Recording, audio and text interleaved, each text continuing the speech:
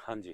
तो मुझे पूरी उम्मीद है कि पिछले सारे जो क्लासेस हैं वो आपने ढंग से लिए होंगे और उनको रिवाइज भी किया होगा।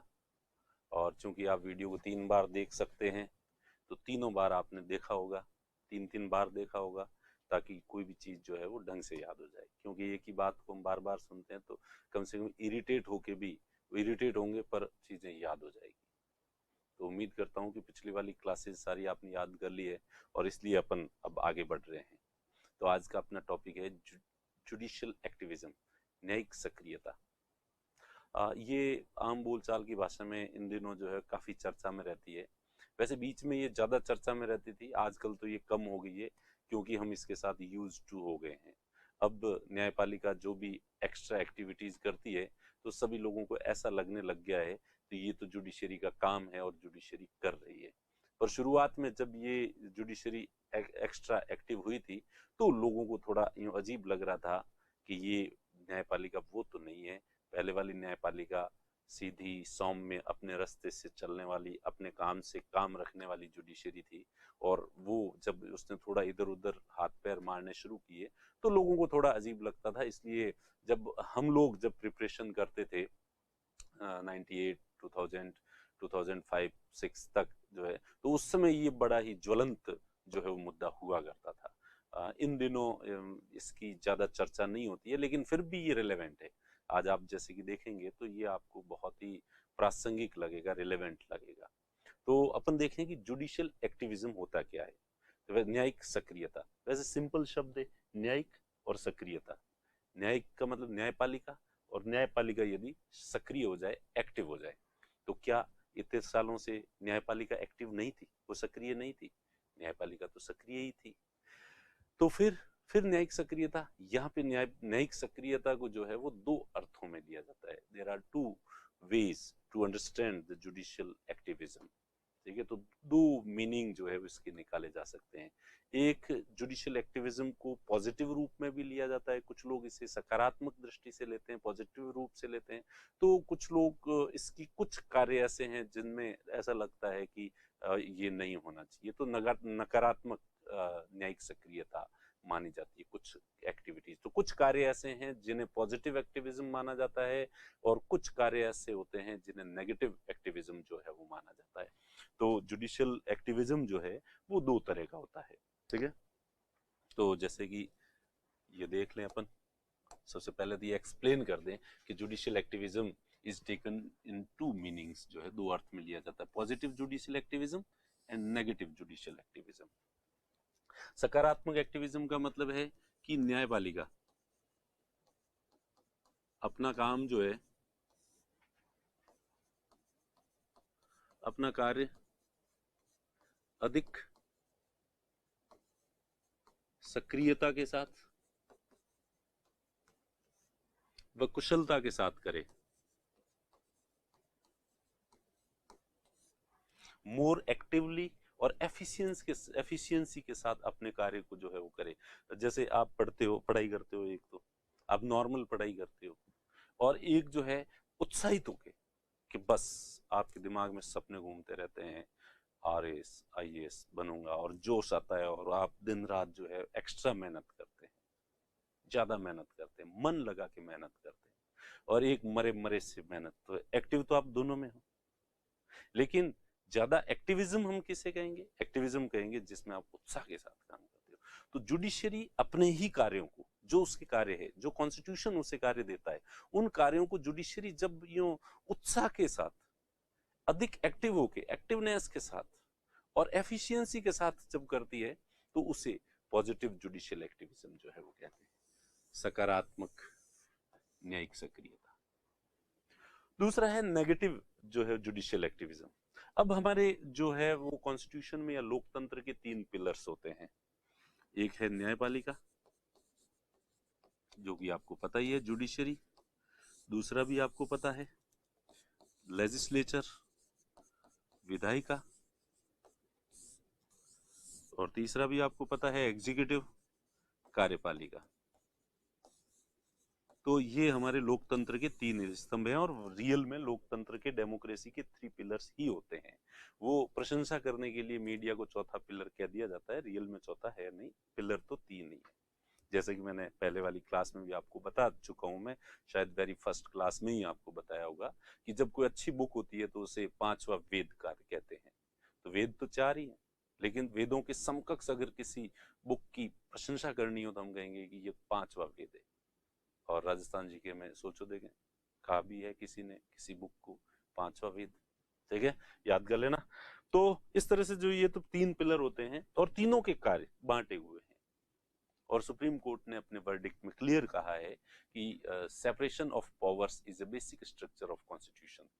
शक्ति पृथक्करण जो है हमारे संविधान का बुनियादी ढांचा है, यानी संविधान की मूलभूत विशेषता है कि तीनों के अंदर शक्तियों का वर्गीकरण किया गया है और तीनों को अपने अपने दायरे में रहकर, अपनी अपनी हद में रहकर काम करना चाहिए। कायदा तो ये कहता है।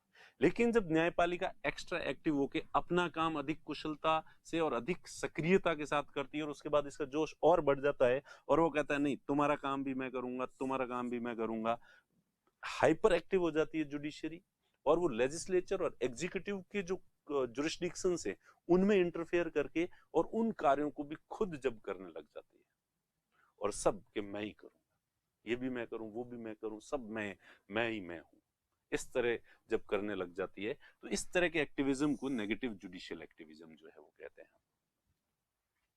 जब जुडिशरी हाइपर एक्टिव होके लेजिस्लेचर और एग्जीक्यूटिव के जुरिस्डिक्शंस में इंटरफेयर करती है और उनकी जो जुरिस्डिक्शन है उसमें खुद जाके खुद काम वो करने लग जाती है, लेजिस्लेचर का काम खुद करने लग जाती है, एग्जीक्यूटिव का काम खुद करने लग जाती है, तो इससे ये जो जुडिशरी का एक्टिविज्म है इसे नेगेटिव जुडिशियल एक्टिविज्म जो है वो कहते हैं। तो मेरे ख्याल से दोनों चीजें जो है वो क्लियर हो गई होगी आपकी। अब अपन देखें कि जो जुडिशियल एक्टिविज्म है, सकारात्मक जुडिशियल एक्टिविज्म को पहले हम थोड़ा एक्सप्लेन करेंगे कि ये जो सकारात्मक जुडिशियल एक्टिविज्म है ये कैसे आया और इसको किस रूप में अपन देखा जाता है। तो सबसे पहले जुडिशरी के कुछ स्वघोषित सिद्धांत थे, लोकस स्टैंडी जिसे कहते हैं, जिसे क्या कहते हैं, लोकस स्टैंडी, स्वघोषित सिद्धांत। जुडिशरी ने अपने आप को कुछ उसूलों में, कुछ सिद्धांतों में बांध रखा था और उन उसूलों और सिद्धांतों पे बंधे रहना उसी को, उसको जो है लोकस स्टैंडी कहते हैं। तो ये तो पहले वाली तो वही डेफिनेशन है, judiciary is proactive and doing its work efficiently and speedily, ठीक है। और उसके बाद जो है तो ये तो डेफिनेशन होगी पॉजिटिव जो जुडिशियल एक्टिविज्म होता है उसकी। अब अपन अगर बात करें कि जुडिशरी ने अपने आप को पहले कौन से सिद्धांतों में बांध रखा था, कुछ स्वघोषित उसके खुद के बनाए हुए जो चीजें थी उनमें बांध रखा था। तो जैसे कि सबसे पहला तो ये कि न्यायपालिका किसी के घर जाके उसको न्याय नहीं देगी, जिसको गरज है न्यायपालिका के पास, जुडिशरी के पास आप आओगे तो जुडिशरी आपको जस्टिस देगी। चला के आपके घर आके आपको पीड़ित देख ले, जज साहब आपका ध्यान रखे और आपको पूछे भाई तेरे क्या पीड़ा है, अच्छा तेरी ये शिकायत है, चल मैं तेरी शिकायत का निवारण करूंगा, नहीं, जुडिशरी ऐसा नहीं। जुडिशरी का मानना था कि प्यासा कुएं के पास जाता है, कुआं प्यासे के पास नहीं जाता। तो वैसे ही न्यायालय व्यक्ति के पास नहीं जाएगा, व्यक्ति को न्यायालय के पास आना पड़ेगा, पहला उसका जो उसूल था। दूसरा था कि जिसको पीड़ा है वो खुद आए, दूसरे पंच बनने की जरूरत नहीं है, और दूसरों की शिकायत जो है दूसरों के लिए कि साहब उसके साथ अन्याय हो रहा है, ठीक है उसके साथ हो रहा है तो वो आ जाएगा, उसको भेजो, तुझे दूसरे की पंचायती करने की जरूरत नहीं है। तो जुडिशरी किसी भी व्यक्ति को दूसरे की पंचायती करने की परमिशन नहीं देता था।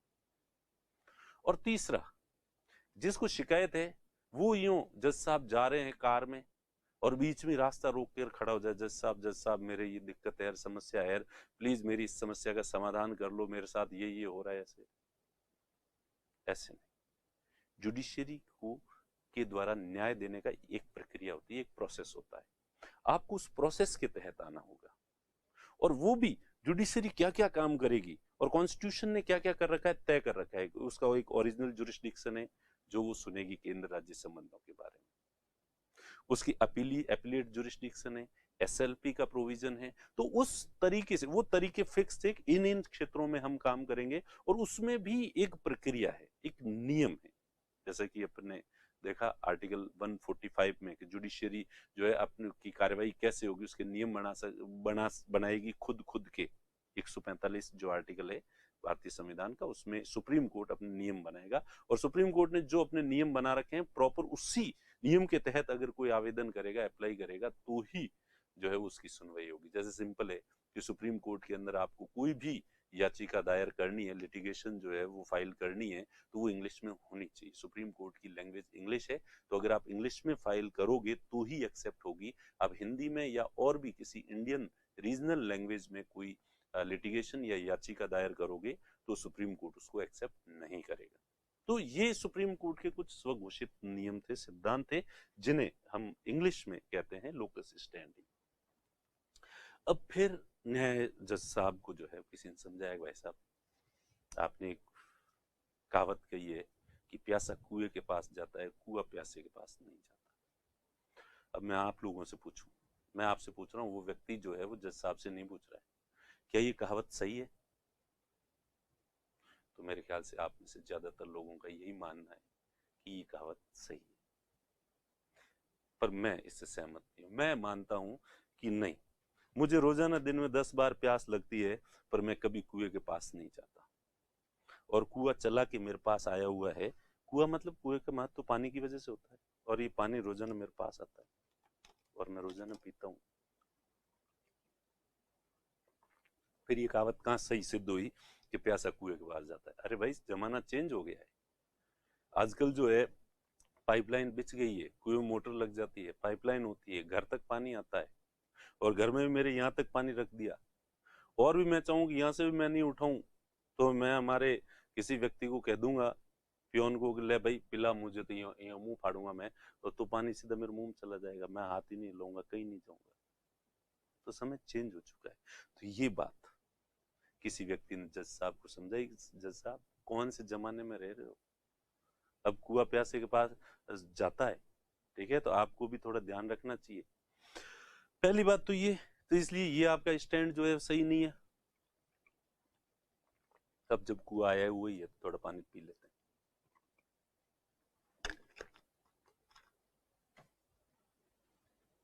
दूसरा कि आपने कहा कि कोई आपको do himself, each person can demand justice for himself, हर व्यक्ति को खुद का जस्टिस जो है वो मांगना पड़ेगा, दूसरों की पंचायती नहीं करनी। अब कौन से देश में रह रहे हैं? ये इंडिया है। यहाँ पे करोड़ों लोग जो है अशिक्षित हैं, गरीब हैं, और उनको न्याय की समझ तक नहीं है। और बहुत सारे लोग तो ऐसे हैं, ऐसी परिस्थितियों में रह रहे हैं कि जिनके साथ अन्याय हो रहा है और उन्हें पता तक नहीं है कि उनके साथ ये अन्याय हो रहा है। वो इसे ईश्वर की देन और अपने किस्मत का परिणाम समझ के उसको भुगत रहे हैं। ऐसे लोग, ऐसे गरीब लोग जिनके पास न पैसे हैं, न समझ है, अवेयरनेस नहीं है, वो लोग अपना न्याय नहीं मांग सकते। तो क्या ऐसे लोगों को कभी न्याय नहीं मिलेगा? ये कहाँ का न्याय है? जैसा थोड़ा विचार कीजिए। और अगर कोई एक संवेदनशील व्यक्ति है समाज का, और उसे लगता है कि समाज के किसी वर्ग के साथ या किसी समूह के साथ या किसी व्यक्ति के साथ कोई अन्याय हो रहा है, और उससे उस दूसरे व्यक्ति को, संवेदनशील व्यक्ति, सेंसिटिव पर्सन को थोड़ी पीड़ा होती है, और वो उसका दुख दूर करना चाहता है, लेकिन वो उसके हाथ में नहीं है। सिस्टम कर सकता है, और सिस्टम जो है वो उदासीन है, नहीं कर रहा है। तो क्या उस पीड़ित व्यक्ति के लिए एक जागरूक और जिम्मेदार नागरिक होने के नाते क्या उस समझदार आदमी का ये फर्ज नहीं बनता कि वो न्यायालय में आके उस व्यक्ति के लिए न्याय की मांग करे? जज साहब को ये बात भी समझ में आ गई। और फिर तीसरा, आपने अपील करने की जो प्रक्रिया है वो इन दोनों बातों से वो निर्धारित हो रखी है, और वो इतनी कॉम्प्लिकेटेड कर रखी है कि आपकी उस प्रक्रियाओं का पालन करते करते पता नहीं कितना समय लग जाएगा। जस्टिस डिलेड, जस्टिस डिनाइड, और तब तक तो उस व्यक्ति की जान ही चली जाएगी। आप तो कहोगे कि ऐसे फाइल करो, उस तारीख को आपकी सुनवाई होगी, और फिर आप सुनाओगे तारीख पे तारीख, तारीख पे तारीख, तारीख पे तारीख, और फिल्मों के अंदर सनी देओल फिर डायलॉग बोलेगा। इसलिए आप इतने रूड क्यों हो रहे हैं अपनी प्रक्रियाओं को लेके, अपने उसूलों को लेके? Please be flexible. तो ऐसी कई डिमांड जो है चारों तरफ से उठ रही थी, जिसके बाद सुप्रीम कोर्ट ने भी थोड़ा थोड़ा आत्म मंथन करना शुरू किया कि हमें हमारे जो स्वघोषित सिद्धांत थे, उसूल थे, उनके बारे में पुनर्विचार करना चाहिए। और हालांकि सभी जजेस नहीं कर पाए, पर 2 जज थे महान क्रांतिकारी, और वो इतिहास में अमर हो गए। जो एक जज साहब जिनका नाम मैंने पिछली क्लास में भी लिया था, पीएन भगवती। क्या नाम था? पीएन भगवती, जो लोक अदालत के लिए भी उन्होंने ही कमेटी बनाई थी, और उन्होंने ही लीगल सर्विस अथॉरिटी एक्ट के लिए जो है सलाह दी थी। तो पीएन भगवती और दूसरे न्यायाधीश थे वीआर कृष्ण अय्यर। उन्होंने 1979 में, ये कब की बात है, 1979 में जो है पहली बार उन्होंने PIL को स्वीकार किया।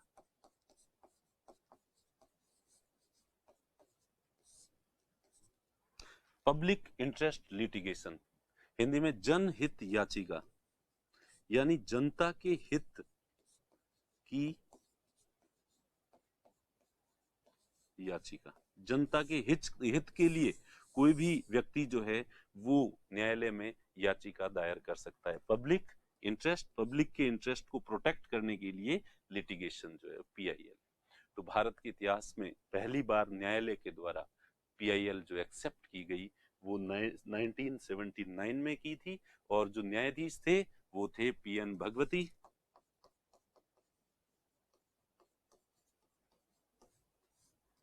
VR कृष्ण अय्यर। ये 2 जज थे, और इसलिए ये दोनों इतिहास में अमर हो गए। अब ये कौन सी PIL थी जिसे इन्होंने एक्सेप्ट किया, और कौन था वो व्यक्ति जिसने कोर्ट को कन्विंस किया कि कोर्ट अपने इस लोकस स्टैंडी को त्याग के और इस PIL को स्वीकार करे? तो वो एक महिला थी, और उसका नाम था कपिला हिंगोरानी।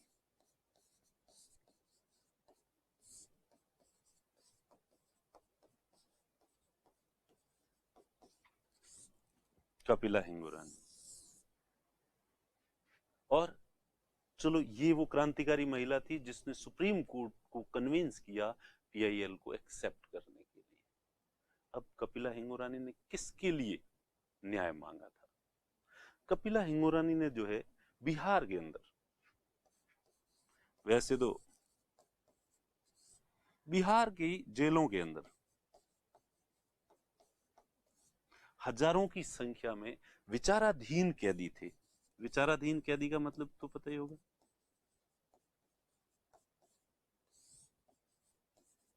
विचाराधीन कैदी, विचाराधीन 2 तरह के कैदी होते हैं जेल में। एक तो न्यायालय, एक तो उन लोगों पे जिन पे दोष सिद्ध हो जाता है, उनका अपराध सिद्ध हो जाता है, न्यायालय उन्हें सजा बोल देता है, तो वो सजा याफ्ता कैदी होते हैं।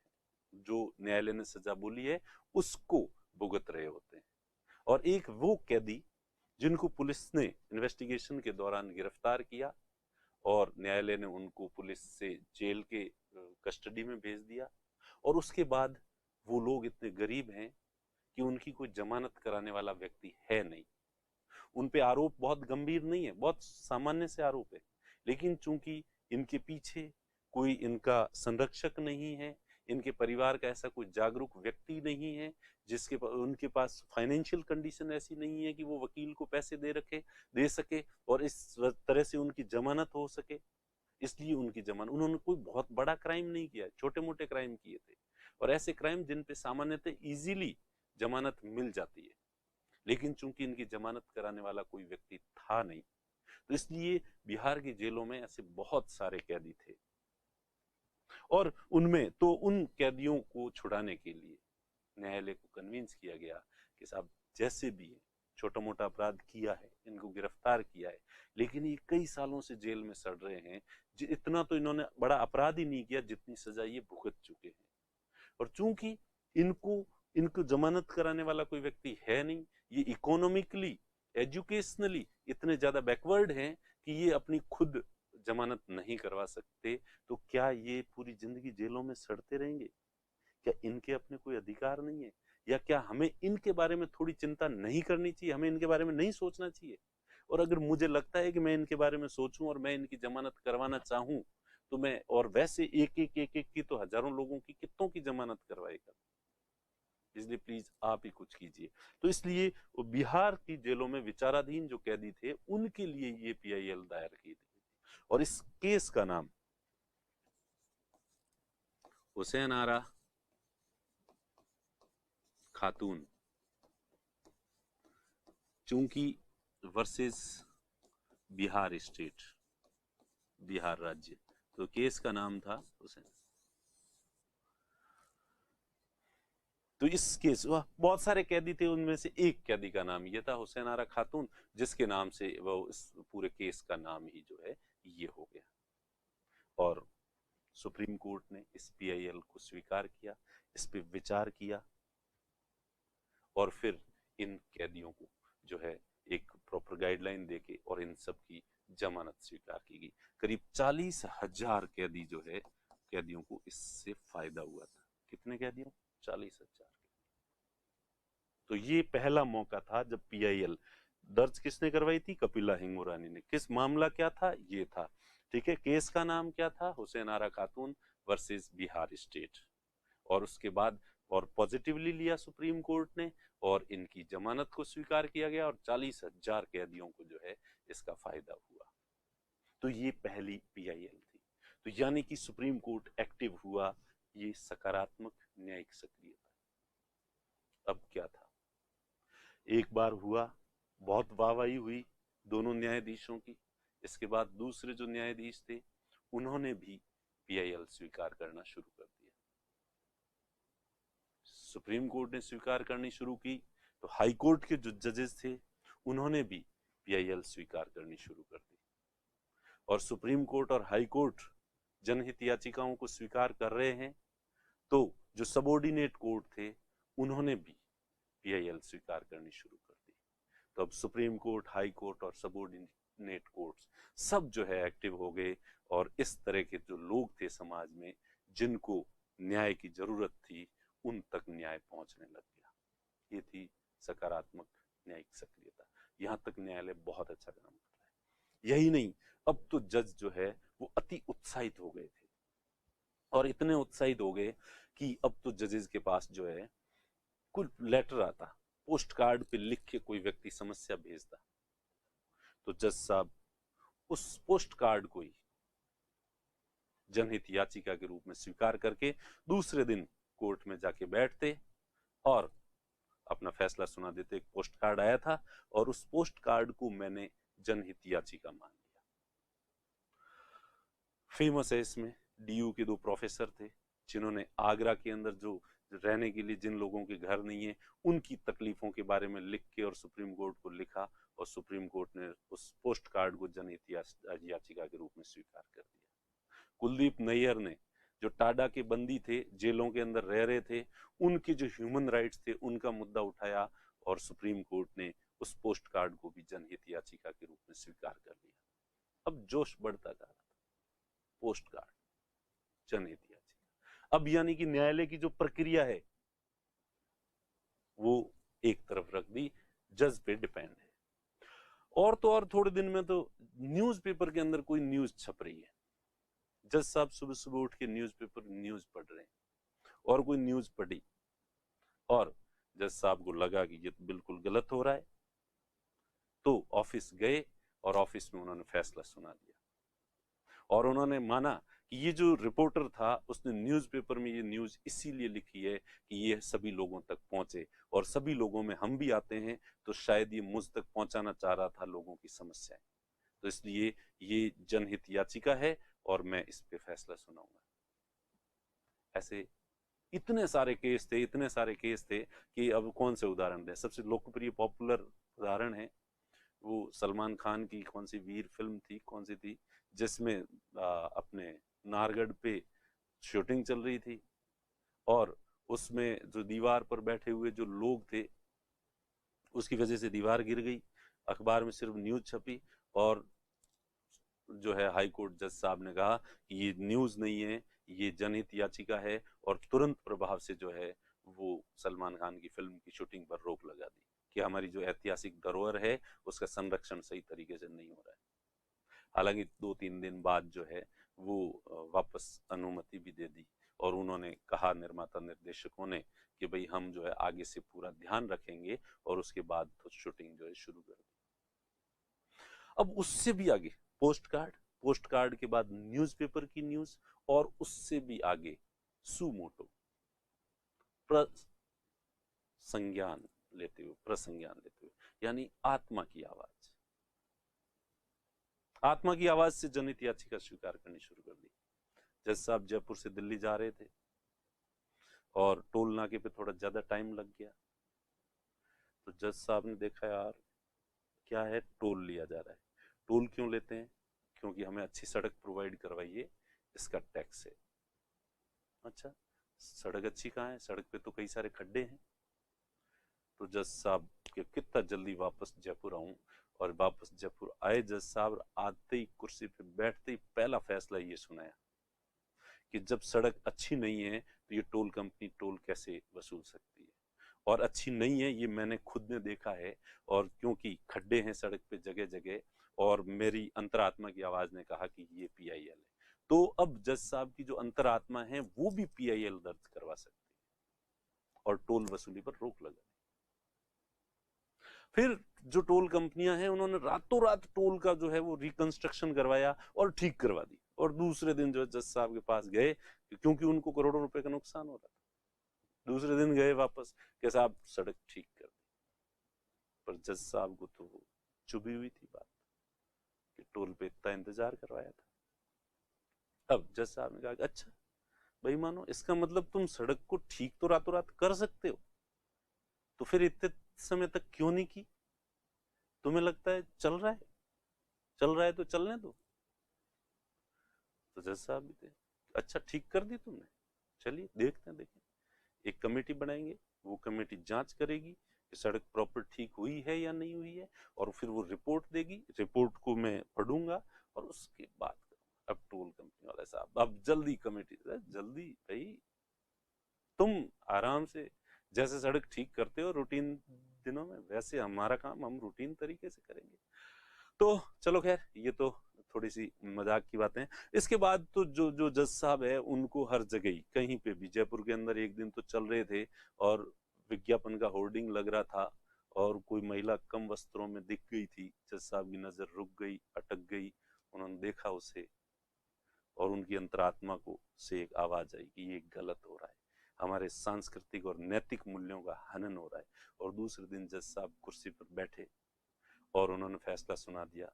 नगर निगम और जेडीए दोनों को जो है लताड़ पिलाई उन्होंने, और कहा कि ये क्या हो रहा है, इस तरह से कम वस्त्रों में महिलाओं की फोटो जो है वो विज्ञापन पे नहीं होनी चाहिए।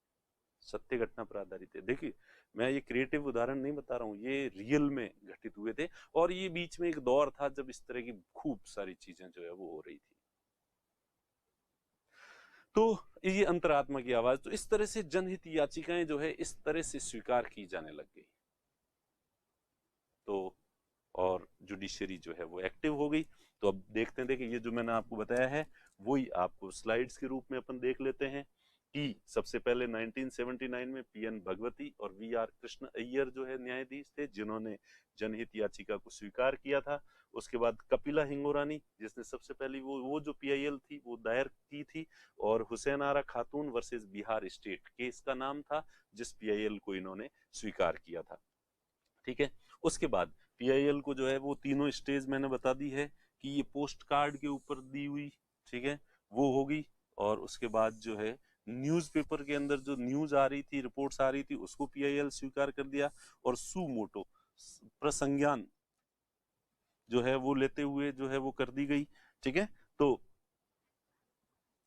इस तरह से जो है ये तीनों तरह की पीआईएल जो है वो एक्सेप्ट की जाने लगी। तो यानी कि प्रक्रिया बिल्कुल सरल हो गई, कोई भी व्यक्ति किसी के लिए न्याय मांग सकता है।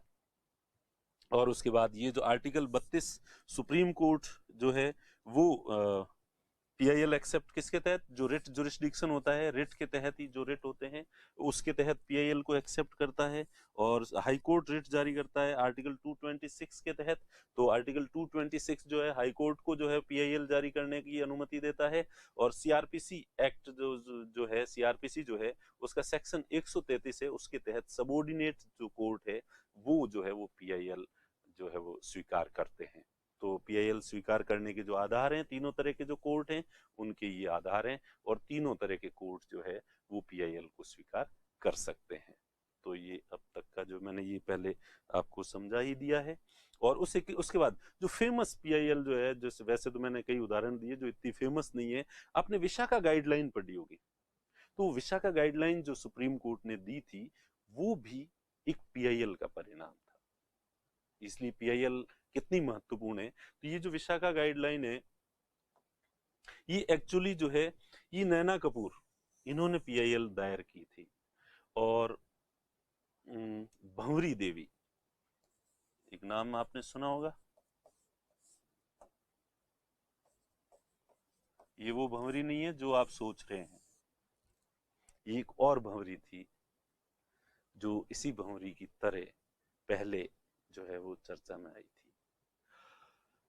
ऐसा माना जाता है कि जयपुर के आसपास कोई गांव था भंवरी देवी जी का, और गांव में कोई बाल विवाह हो रहा था, और इन्होंने उसको रोकने की कोशिश की थी, और पुलिस को, सरकार को जो है वो शिकायत कर दी थी कि भाई ये बाल विवाह रोका जाना चाहिए।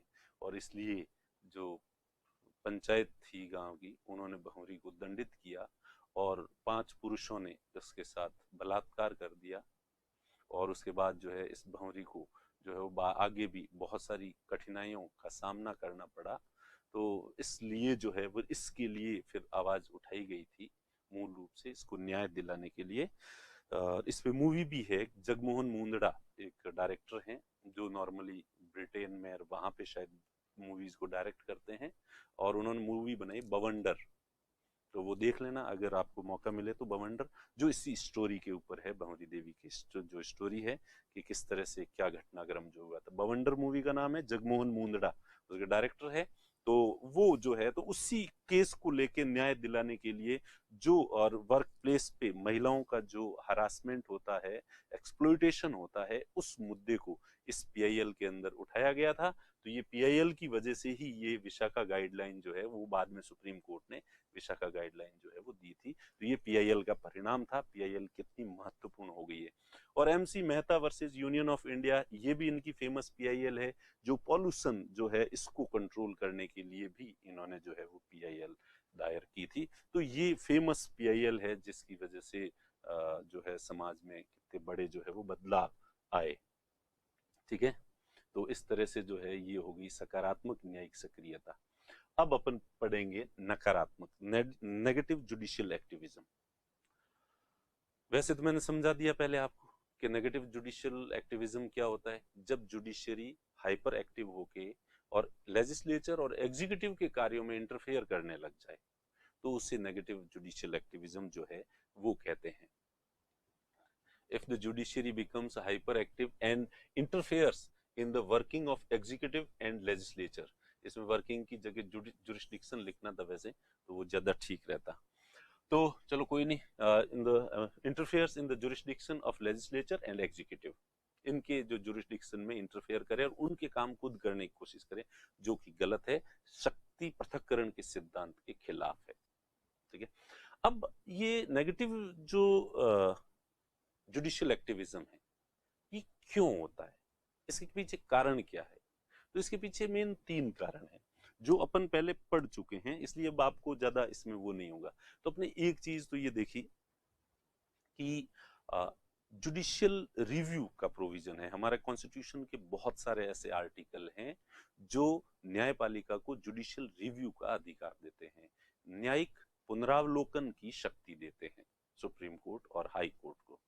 आर्टिकल आपको याद ही होंगे, आर्टिकल 13 टू 13 का दूसरा जो पॉइंट है वो आर्टिकल 32 और उसके बाद में आर्टिकल 131, 32, 33, 34, 35 और 36 तक 143, 145, 226, 246, 256 ये जो आर्टिकल है ये जुडिशियल रिव्यू की शक्ति जो है वो न्यायपालिका को देते हैं। अब जुडिशियल रिव्यू करेंगे कि ये एक्ट है ये सही है, ये कॉन्स्टिट्यूशन के अकॉर्डिंग है या नहीं है, या ये गवर्नमेंट का ऑर्डर है ये कॉन्स्टिट्यूशन के अकॉर्डिंग है नहीं है या नहीं है। तो इसी जुडिशियल रिव्यू से दूसरी शक्ति मिल जाती है कॉन्स्टिट्यूशन की इंटरप्रिटेशन करना। कॉन्स्टिट्यूशन में ये लिखा हुआ है और ये एक्ट ये है, तो इसका मतलब कॉन्स्टिट्यूशन में लिखी हुई बात का मतलब क्या है। तो ये दोनों चीज वैसे आपस में जुड़ी हुई है पर अपन इनको अलग अलग। तो संविधान की व्याख्या करने का अधिकार है, तो जुडिशरी को कॉन्स्टिट्यूशन की इंटरप्रिटेशन करने का अधिकार है, और जुडिशरी को जुडिशियल रिव्यू का अधिकार है। दो चीजें तो ये हो गई।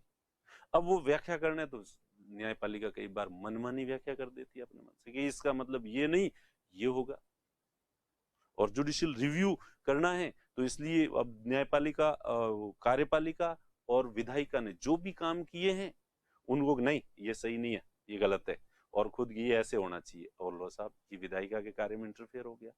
कार्यपालिका को ये तुम्हारा आदेश सही नहीं है ये ऐसे नहीं ऐसे होना चाहिए, लो साहब कार्यपालिका के कार्य में इंटरफेयर हो गया। तो जुडिशियल रिव्यू और इंटरप्रिटेशन ऑफ कॉन्स्टिट्यूशन। और तीसरा तो अपन ने पढ़ाई है पिछली क्लासेस में आर्टिकल 142 142 बहुत डिटेल में पढ़ा था आपने, जो सुप्रीम कोर्ट को ये कहता है कि आप अपने जो वर्डिक्ट पूर्ण न्याय देने के लिए जो है वो ऐसे आदेश या डिक्रीज जो है वो पारित कर सकते हैं जिससे कि भले ही लेजिस्लेचर और एग्जीक्यूटिव के कार्यों में इंटरफेयर भी हो तो वो किया जा सकता है। तो ये तीन कारण हैं नकारात्मक जुडिशियल एक्टिविज्म किस वजह से, इंटरप्रिटेशन ऑफ कॉन्स्टिट्यूशन की जो पावर है सुप्रीम कोर्ट के पास, सुप्रीम कोर्ट और हाई कोर्ट दोनों के पास जुडिशियल रिव्यू की जो शक्ति है, और आर्टिकल 142 से सुप्रीम कोर्ट को जो पावर मिलता है, इसकी वजह से ये ऐसा व्याख्या करके और उनके कार्यों में इंटरफेयर कर लेते हैं। तीनों चीजें मेरे ख्याल से आपको याद हो गई होगी कि नेगेटिव जुडिशियल एक्टिविज्म का क्या कारण है, और वैसे पॉजिटिव जुडिशियल एक्टिविज्म के भी यही कारण है तीनों। तो नेगेटिव और पॉजिटिव दोनों के ही कारण हैं वैसे तो ये जुडिशियल एक्टिविज्म के, लेकिन यहाँ हम जब भी जुडिशियल एक्टिविज्म पढ़ते हैं तो उसमें थोड़ा नेगेटिव वाला भाव थोड़ा ज्यादा आता है, तो इसलिए यहाँ पे जो है वो किया है। तो अब अपन देखेंगे कि नेगेटिव जुडिशियल एक्टिविज्म के एग्जांपल्स क्या क्या है, उदाहरण क्या क्या है। तो यहाँ पे जो है ये है कि न्यायिक सक्रियता के अनेक उदाहरण हैं, there are so many examples. तो ऐसा कोई आपको याद आ रहा हो तो पहले सोच लीजिए, देखें कि जब न्यायपालिका ने जो है वो इंटरफेयर किया हो लेजिस्लेचर और एग्जीक्यूटिव के कार्यों में।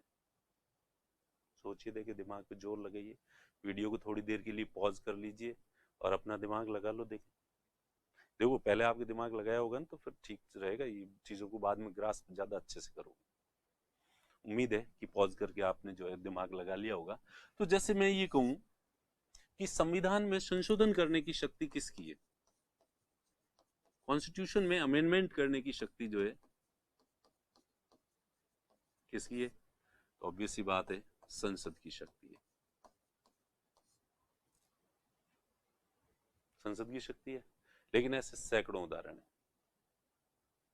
जब सुप्रीम कोर्ट ने जो है वो कॉन्स्टिट्यूशन की व्याख्या करने के नाम पर कॉन्स्टिट्यूशन में अमेंडमेंट ही कर दिया, चेंज ही कर दिया। जैसे मैं उदाहरण दूं तो एक है आर्टिकल 21 अनुच्छेद 21। चलिए थोड़ा सा मैं इसको पीछे ले लेता हूं, यहाँ ऐसे लिखना था, आर्टिकल नहीं लिखा था मैंने, आर्टिकल 21 पहला उदाहरण। आर्टिकल 21 में सीधा सीधा लिखा हुआ है, अब भी लिखा हुआ है, आप बेयर एक्ट उठाना और उसमें देखना, procedure established by law, no one can be deprived from life and personal liberty without the procedure established by law। किसी भी व्यक्ति को विधि द्वारा स्थापित प्रक्रिया के बिना प्राण और दैहिक स्वतंत्रता से वंचित नहीं किया जा सकता। विधि द्वारा स्थापित प्रक्रिया। तो इसमें सीधा सीधा प्रोसीजर एस्टेब्लिश्ड बाय लॉ लिखा हुआ है, विधि द्वारा स्थापित प्रक्रिया। ये टर्म एज इट इज लिखी हुई है, इसमें एक भी शब्द इधर उधर नहीं है। और इसकी जस्ट विरोधी टर्म होती है विधि की सम्यक प्रक्रिया, जो अमेरिका में है। ये जो टर्म है ये ब्रिटेन और जापान में प्रयोग में ली जाती है, विधि द्वारा स्थापित प्रक्रिया, प्रोसीजर एस्टेब्लिश्ड बाय लॉ। ये अमेरिकी कॉन्स्टिट्यूशन से ली गई है। Procedure due process of law, due process of law. अब हमारे कॉन्स्टिट्यूशन में लिखा हुआ ये है। और पहले 1950 में गोपालन केस में सुप्रीम कोर्ट ने मान भी लिया था, उनसे पूछा कि इसका मतलब क्या है, तो उन्होंने कहा इसमें क्या पूछने वाली बात है, इसका मतलब विधि द्वारा स्थापित प्रक्रिया लिखा हुआ है तो इसका मतलब यही है। लेकिन 1950 से चल के और 1978 1978 में Maneka Gandhi versus Union of India जो केस था, 1978 में Maneka Gandhi versus Union of India, उस केस में सुप्रीम कोर्ट पलट गया अपनी बात से। जैसे कि मैंने पहले ही कहा कि हमारा आर्टिकल 137 सुप्रीम कोर्ट को ये इजाजत देता है कि तुम जब चाहो पलटी मार लो। और सुप्रीम कोर्ट पलट गया और उसने एग्जैक्टली ऐसे कह दिया कि ये जो विधि द्वारा स्थापित प्रक्रिया है कॉन्स्टिट्यूशन लिखी हुई, इसे ये नहीं माना जाएगा और इसे ये माना जाएगा, जबकि इसकी जस्ट विरोधी है ये। तो कोई पूछे भाई साहब क्यों, तो क्यों कुछ नहीं, हमने कह दिया मतलब कह दिया। तो सुप्रीम कोर्ट ने आर्टिकल 21 को चेंज कर दिया और जस्ट अपोजिट। अब इससे ये पता चलता है कि सुप्रीम कोर्ट के पास इतना पावर है कि कॉन्स्टिट्यूशन में कहीं लिखा हुआ है कि दिन को दिन और रात को रात कहोगे, तो सुप्रीम कोर्ट कह सकता है कि नहीं, ये जो लिखा हुआ है ना, ये लिखा है कि दिन को रात कहोगे और रात को दिन कहोगे। अपने कहेंगे नहीं साहब सीधा लिखा हुआ है। सुप्रीम कोर्ट कहेगा अच्छा, कॉन्स्टिट्यूशन में लिखी किस बात का क्या मतलब है, ये व्याख्या करने का अधिकार तेरा है या मेरा? साहब आपका, तो कि मैंने कर दी, और सुप्रीम कोर्ट ने जो कर दी अपने को माननी ही पड़ेगी। तो और सुप्रीम कोर्ट ने कर दिया सीधा सीधा ये संशोधन। और तो और इसी आर्टिकल के अंदर सिर्फ इतना सा लिखा है प्राण और दैहिक स्वतंत्रता, दूसरी जो टर्म है लाइफ एंड पर्सनल लिबर्टी, और उसमें सुप्रीम कोर्ट ने कहा कि ये केवल लाइफ एंड पर्सनल लिबर्टी नहीं है, और वो 34-35 चीजें जोड़ दी, इसमें ये भी इंक्लूड है, इसमें ये भी इंक्लूड है, इसमें ये भी इंक्लूड है। तो केवल एक जो सेंटेंस था लाइफ एंड पर्सनल लिबर्टी, उसको विस्तृत करके 34 लगभग विशेषताएं बता दी और उसके अंदर इंक्लूड कर दी, और आर्टिकल 21 को इतना बड़ा बना दिया, यानी कॉन्स्टिट्यूशन में अमेंडमेंट कर दिया। अमेंडमेंट करना काम किसका है? संसद का। लेकिन आर्टिकल 21 को पूरी तरह से चेंज कर दिया, किसने किया? जुडिशियरी ने। तो ये जुडिशियरी का पार्लियामेंट्री अफेयर्स में इंटरफेयर नहीं है तो और क्या है। फिर दूसरा उदाहरण जो अपन ने कल परसों ही पढ़ा है, आर्टिकल 124 124, कुछ याद आया? अभी पढ़ा है। आर्टिकल 124 में लिखा है कि सुप्रीम कोर्ट के जजेस को नियुक्त करेगा राष्ट्रपति। नियुक्त कौन करेगा? राष्ट्रपति। और नियुक्त करते समय राष्ट्रपति परामर्श करेगा, कितना क्या लिखा हुआ है? कंसल्ट करेगा, किससे? चीफ जस्टिस ऑफ इंडिया से परामर्श करेगा, इतना लिखा, सिंपल। और सुप्रीम कोर्ट ने कह दिया कि ये जो परामर्श शब्द है ये केवल इतना सा नहीं है, और इस चीफ जस्टिस प्लस 4 और जजेस को जोड़ के और पूरी कॉलेजियम व्यवस्था को जन्म दे दिया, कॉलेजियम सिस्टम को बनाया। अब कॉलेजियम सिस्टम होगा chief justice plus 4 senior most जजेस ऑफ सुप्रीम कोर्ट, ये मिलके, ऐसा कहीं नहीं लिखा हुआ है आर्टिकल 124 में। लेकिन जुडिशरी सुप्रीम कोर्ट ने ये चेंज कर दिया, तो ये कॉन्स्टिट्यूशन आर्टिकल 124 को भी पूरी तरह से उलट दिया, चेंज कर दिया, संशोधन कर दिया। तीसरा उदाहरण लें तो एक है आर्टिकल 368, जिसमें तो ये संविधान में संशोधन की प्रक्रिया लिखी हुई है, और इसमें लिखा हुआ है कि पार्लियामेंट जो है वो कॉन्स्टिट्यूशन में अमेंडमेंट कर सकती है और किस तरह से कर सकती है। और जो आर्टिकल 368 था वो मेरे ख्याल से शुरू में पार्लियामेंट को पूरी शक्ति देता था कॉन्स्टिट्यूशन में अमेंडमेंट करने की। अब पूरी शक्ति क्यों देता था? क्योंकि मुझे एक कहीं याद है कि डॉक्टर B.R. अम्बेडकर साहब महोदय ने जो है एक जगह कहा था कि हमने हमारी जितनी समझ थी और जितनी क्षमताएं थी उसके हिसाब से कॉन्स्टिट्यूशन तैयार कर लिया, और आप में से कई महानुभावों को शायद ये कॉन्स्टिट्यूशन सही नहीं लग रहा होगा। तो नहीं लग रहा है तो कोई दिक्कत नहीं है, प्लीज आप जाइए, जनता के बीच जाइए, और हमने कॉन्स्टिट्यूशन में बदलाव करने के प्रोविजन इसमें दे दिए हैं। आप जनता के बीच जाइए और वहां से स्पेशल मेजोरिटी लेके पार्लियामेंट में आइए, और फिर आप जो सा चाहें वैसा कॉन्स्टिट्यूशन लिख लें। तो ये जो स्टेटमेंट है ये क्या दर्शाता है? मेरे ख्याल से ये स्टेटमेंट कहता है कि जनता अगर आपका समर्थन करती है और जनता से निर्वाचित होकर आप आते हो और स्पेशल मेजोरिटी अगर आपके पास दोनों हाउसेज में है तो आप चाहो तो पूरा संविधान चेंज कर सकते हो। हालांकि सुप्रीम कोर्ट ने ये व्याख्या नहीं की, इसलिए मेरी वाली व्याख्या वैलिड नहीं है। ये तो अपने घर की बात है जो मैं अपन कर रहे हैं कि भाई अगर इस सेंटेंस को एक लेमैन की तरह समझे सामान्य व्यक्ति, तो इसका मतलब तो यही होता है कि भले चाहे तो पूरा चेंज कर लो। और शायद हम ऐसा समझ रहे हैं इसलिए आप और हम सुप्रीम कोर्ट में नहीं है, ठीक है। और ऑब्वियस सी बात है सुप्रीम कोर्ट के जजेज अपने से तो ज्यादा ही समझदार होंगे, इसीलिए उन्होंने इस सेंटेंस का मतलब वैसे नहीं समझा। चलिए ठीक है। तो आर्टिकल 68 किसी जो उसमें जो लैंग्वेज है उसमें किसी तरह की बाउंडेशन नहीं है, किसी तरह की लिमिट नहीं है कि इस पार्लियामेंट कॉन्स्टिट्यूशन में इतना ही संशोधन कर सकती है। लेकिन केशवानंद भारती केस में 1973 में सुप्रीम कोर्ट में बुनियादी ढांचे की अवधारणा दे दी, इसके अंदर घुसा दी, और इसमें कह दिया कि पार्लियामेंट कॉन्स्टिट्यूशन के सभी भागों में कहीं पे भी अमेंडमेंट तो कर सकती है, लेकिन पार्लियामेंट कॉन्स्टिट्यूशन के बेसिक स्ट्रक्चर को डिस्टॉर्ट नहीं कर सकती। अब ये पार्लियामेंट की जो संशोधन की जो शक्ति है इसको सीमित कर दिया, और अगले एक वर्डिक्ट में तो यहां तक कह दिया कि संविधान में संशोधन करने की पार्लियामेंट की जो पावर है वो लिमिटेड है, ये कॉन्स्टिट्यूशन का बेसिक स्ट्रक्चर, यानी कि ये संविधान की मूल विशेषता है, मूलभूत मूल्य है कि पार्लियामेंट कॉन्स्टिट्यूशन में मनचाहा संशोधन नहीं कर सकती। रोक लगा दी और आर्टिकल 368 का मतलब ही चेंज कर दिया। तो इस तरह से ये विधायिका के कार्यों में जो है वो इंटरफेयर कर दिया। और यही नहीं, केवल यही आके ये तो कॉन्स्टिट्यूशन अमेंडमेंट के कुछ एग्जांपल्स दिए। इसी तरह से कॉन्स्टिट्यूशन की व्याख्या करने के नाम पे और भी बहुत सारे आर्टिकल्स हैं जिनके मतलब को जुडिशरी ने चेंज कर दिया।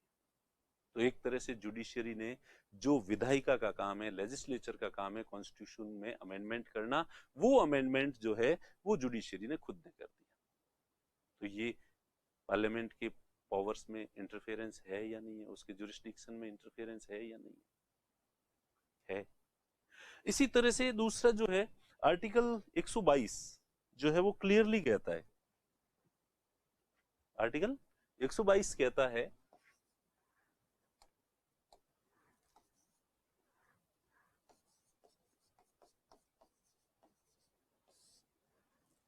कि न्यायालय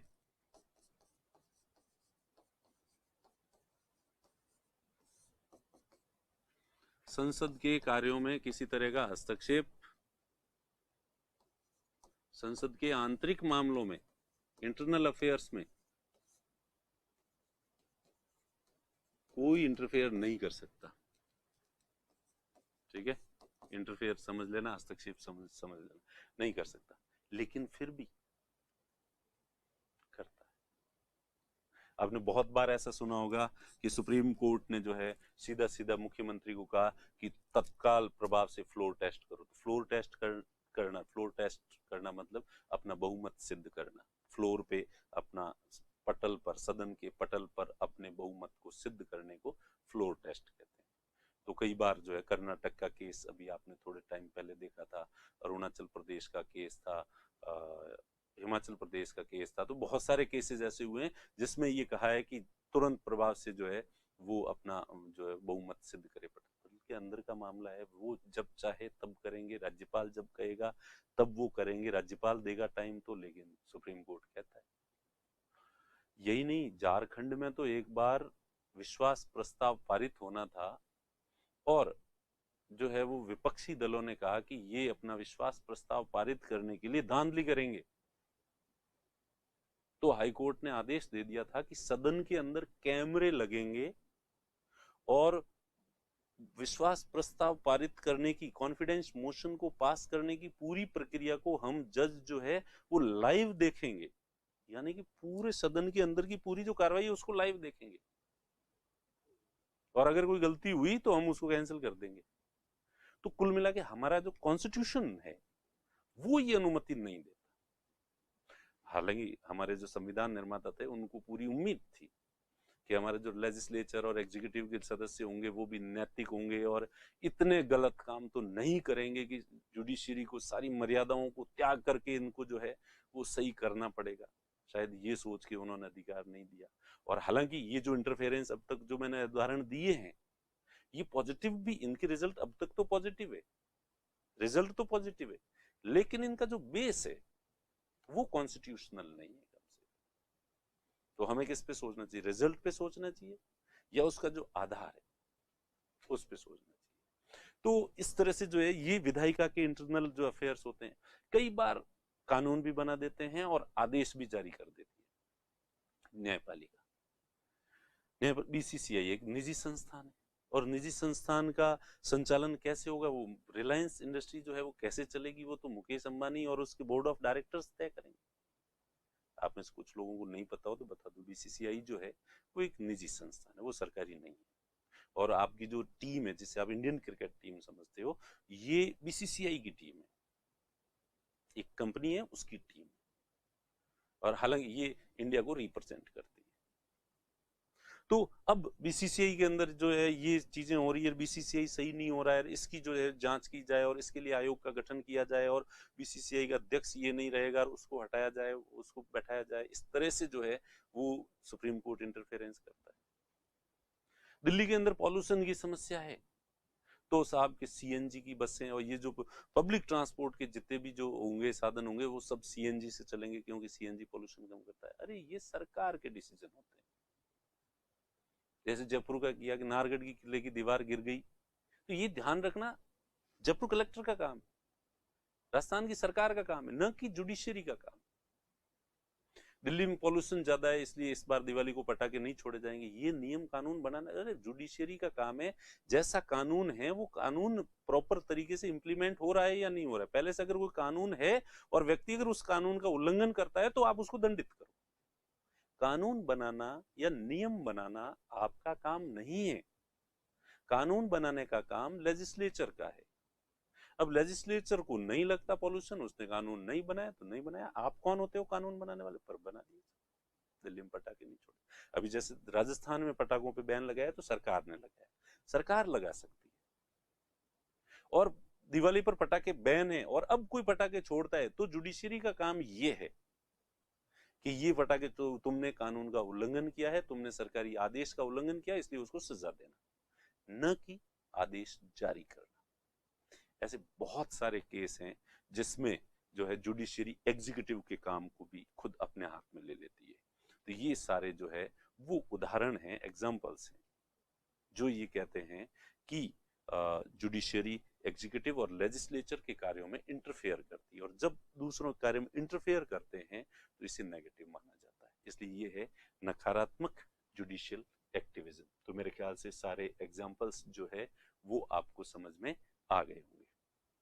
अब इसके बाद अगर देखें अपन तो जुडिशियल एक्टिविज्म तो हो गया। अब जुडिशियल एक्टिविज्म कई लोग इसका पक्ष समर्थन करते हैं, कई लोग इसका विरोध करते हैं। तो इसके अब अपन प्रॉस एंड कॉन्स देखेंगे, इसके बेनिफिट्स और इसके नुकसान। तो सबसे पहला जो फायदा है, पहले फायदे वैसे तो अगले वाले पेज पे लिखे हुए हैं पर एक बार मैं वैसे समझा देता हूं आपको। पहला जो फायदा है ये है कि पीआईएल का कंसेप्ट आया पॉजिटिव जुडिशियल एक्टिविज्म से। और पीआईएल की वजह से जो है आम आदमी को या एक वंचित और गरीब अशिक्षित लोगों को भी न्याय संभव हुआ है। वरना ऐसे लोग जो है वो पहले न्याय जो नहीं पहुंच सकते थे न्यायालय तक, उनको न्याय नहीं मिल पाता। ये तो मानते हैं। बहुत सारी सकारात्मक पीआईएल जो है वो दायर हुई है और इससे लोगों को फायदा हुआ है।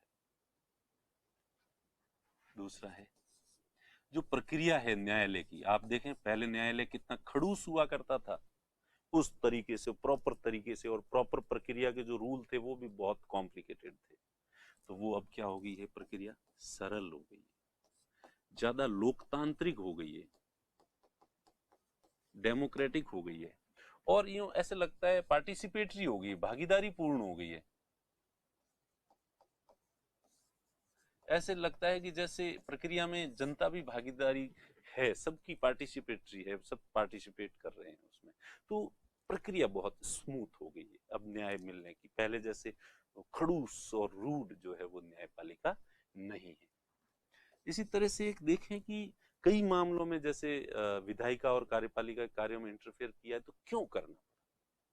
अब जब बेसिक स्ट्रक्चर का कंसेप्ट दिया, क्यों देना पड़ा? क्यों? क्योंकि विधायिका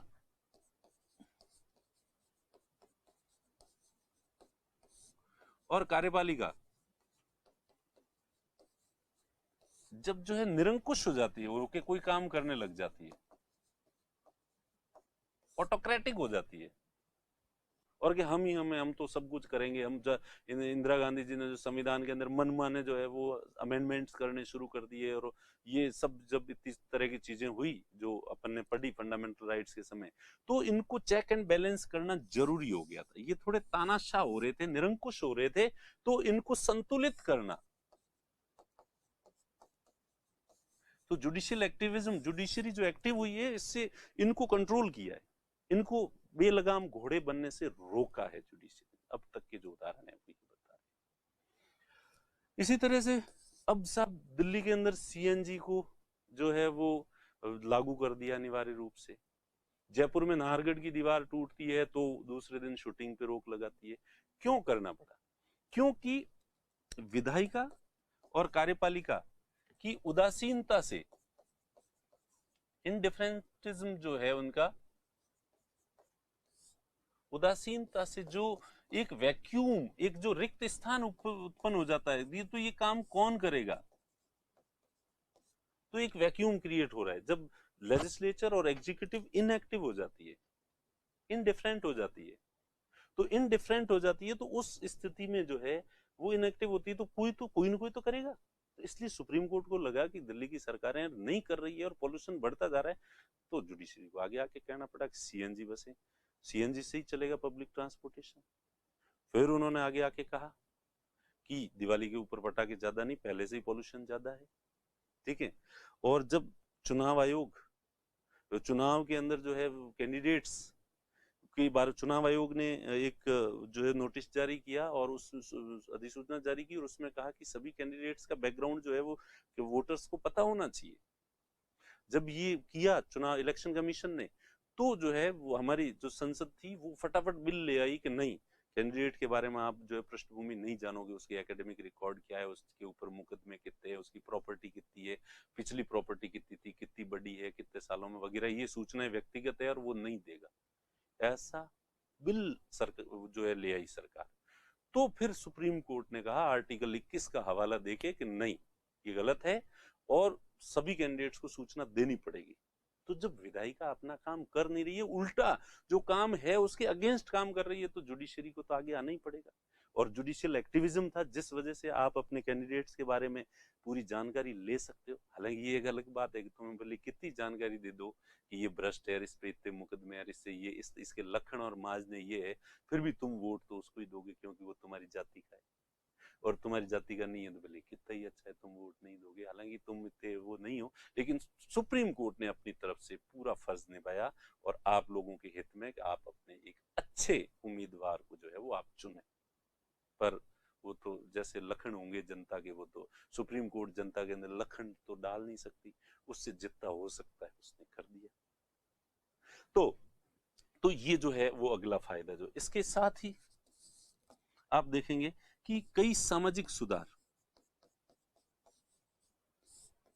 इस जुडिशियल एक्टिविज्म के ही कारण है। सेक्शन 377 होमोसेक्सुअलिटी, जो समाज हमारा कभी इतना मैच्योर नहीं होता कि इसको जो है वो परमिशन देता, लेकिन सुप्रीम कोर्ट ने जो है वो इसकी परमिशन दी है। ट्रिपल तलाक,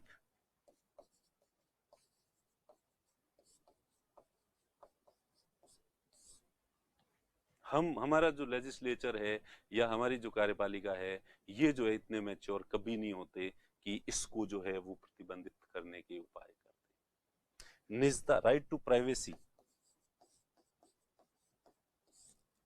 निजता का अधिकार, ठीक है। सुप्रीम कोर्ट ने ही ये कहा है कि हर एक व्यक्ति की प्राइवेसी होती है, उसका फोन जो है वो टैप नहीं होना चाहिए, उसके बारे में जो व्यक्ति अपनी गोपनीय बातों गोपनीय रखना चाहे उसे रखने का पूरा अधिकार होना चाहिए।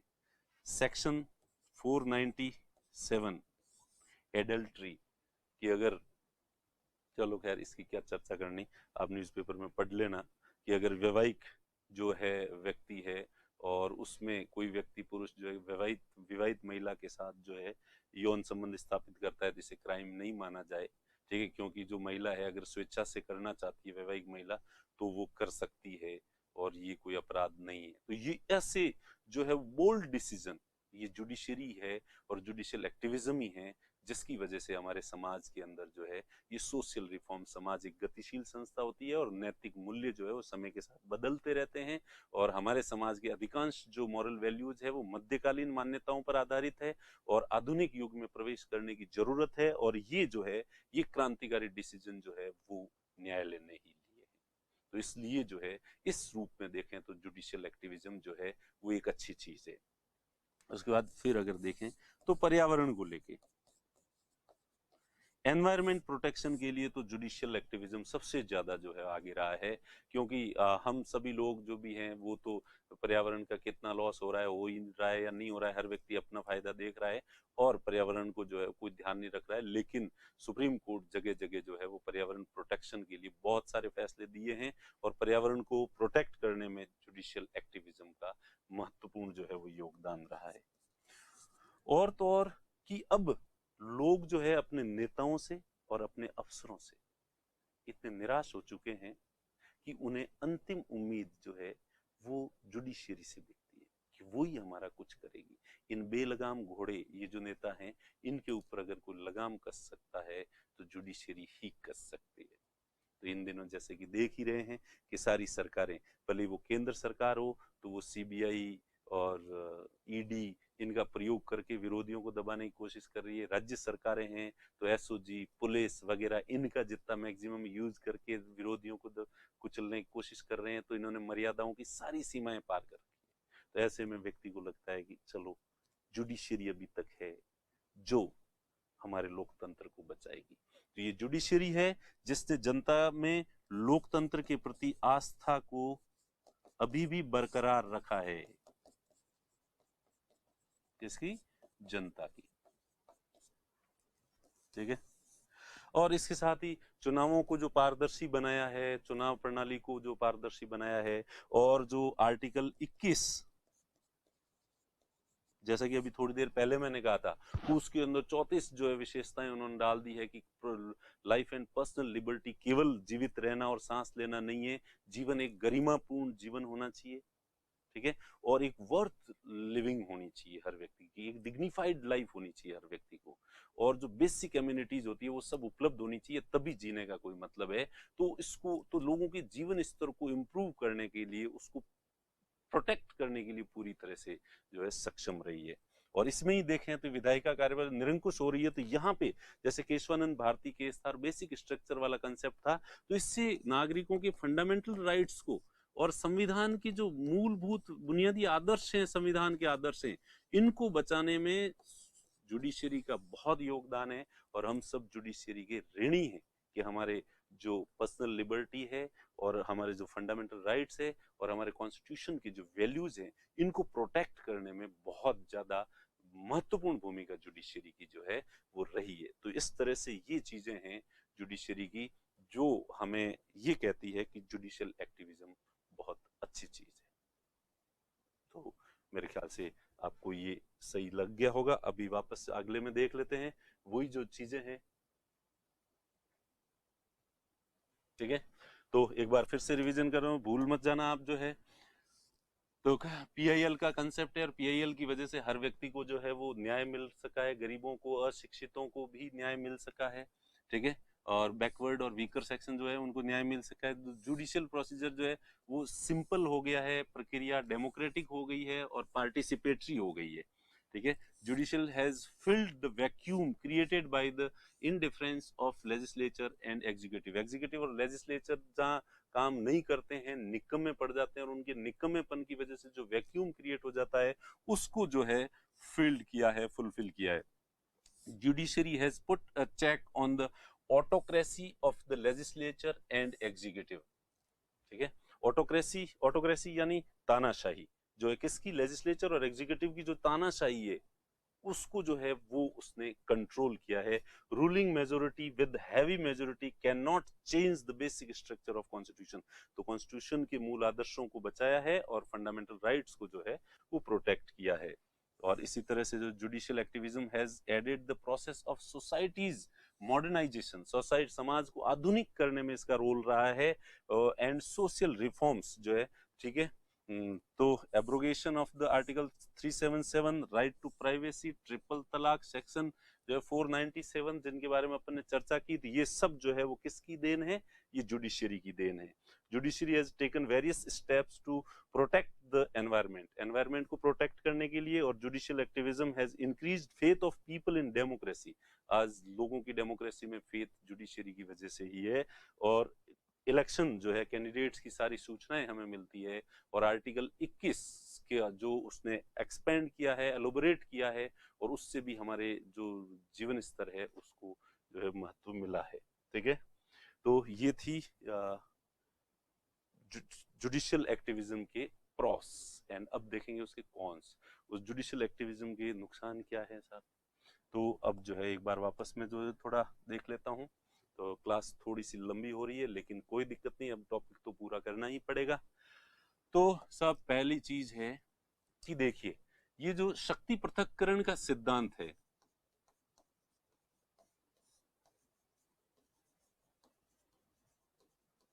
सेपरेशन ऑफ थ्योरी, और सुप्रीम कोर्ट ने कहा है कि ये जो शक्ति पृथक, तीनों की शक्तियां पृथक है, ये सुप्रीम कोर्ट के अनुसार बुनियादी ढांचा है। क्या है ये? बुनियादी ढांचा। और इसका मतलब फिर तीनों की अपनी अपनी शक्तियां हैं, अलग अलग है, और सबको अपनी मर्यादा में रह के काम करना चाहिए, किसी को दूसरे के कार्यों में इंटरफेयर नहीं करना। अब अगर ये जुडिशरी इनकी शक्तियां ले लेती है तो ये अलग अलग शक्ति पृथक्करण का जो सिद्धांत है और शक्ति संतुलन का सिद्धांत है, बैलेंस ऑफ पावर की जो थ्योरी है, जो कि हमारे कॉन्स्टिट्यूशन की बेसिक स्ट्रक्चर है, और पर जुडिशरी अगर ज्यादा एक्टिव हो जाती है तो ये कॉन्स्टिट्यूशन की जो मूल्य है, आदर्श है, उसके अगेंस्ट है, पहली चीज। दूसरी बात जो है वो एक स्वस्थ जो लोकतंत्र होता है, स्वस्थ लोकतंत्र में शासन की वास्तविक जो शक्तियां होती है,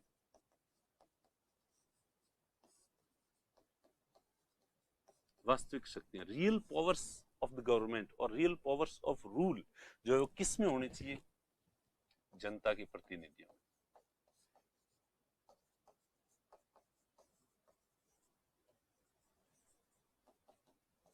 यानी लोकतंत्र का मतलब होता है जनता का शासन। जनता का शासन यानी जनता डायरेक्ट नहीं करे तो इनडायरेक्ट जो डेमोक्रेसी होती है उसमें जनता अपने प्रतिनिधियों को निर्वाचित करे और सारा शासन उनके हाथ में।